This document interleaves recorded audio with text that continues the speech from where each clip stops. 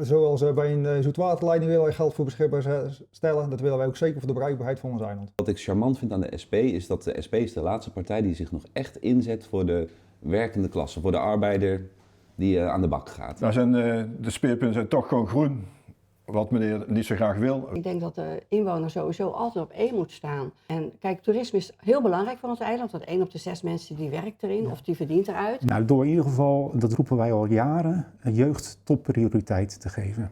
Dus wat ons betreft moet alles wat met jeugd te maken heeft onder één wethouder vallen. Het opkomen voor de mensen die het minder hebben, mensen die het moeilijk hebben, recht doen, dat motiveert mij heel erg. De gemeente kan wel faciliteren voor het bouwen van betaalbare huizen voor jongeren. En dat doen we ook. Want de afgelopen periode zijn we actief grondbeleid gaan voeren. Want het is niet uitsluitend de gemeente. En dat is wat de stelling zegt. De gemeente kan daar wel een belangrijke rol in spelen.